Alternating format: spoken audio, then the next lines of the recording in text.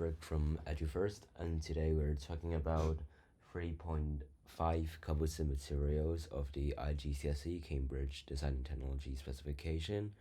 So a composite is a material that is made by combining two or more materials.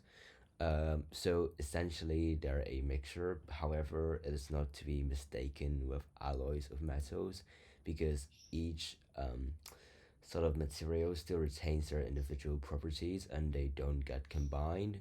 Uh, Basically, they get summed up instead of average, if that makes sense. They basically work together to achieve a specific and enhanced property, such as adding epoxy resin to glass fiber. It what it does is to add in some structural integrity to the glass fiber to make it stay light but still quite rigid and strong. And a composite is basically a matrix that surrounds a reinforcement to create sort of a substance and solid mixture.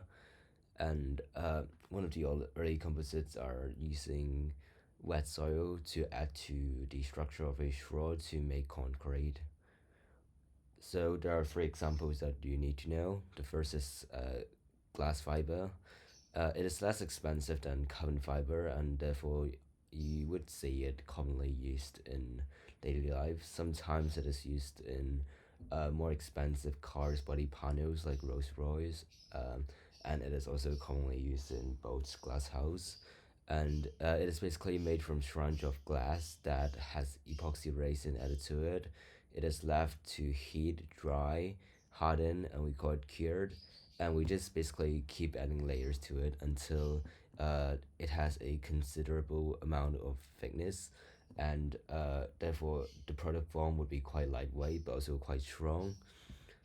And next we go into carbon fiber, and I guess it's pretty intuitive. It is 12 times stronger than steel, which means that it can sustain an external force of 12 times the magnitude of newtons, more than steel, so it's very strong. Uh, it has one of the best strength to weight ratios in all materials. It has very good high tensile strengths, and it has also very high heat tolerance. So you do see them used in aeroplanes or Formula One, because they really want the car to be light but also quite strong while sustaining collisions, especially if you're building a Lance Rose car.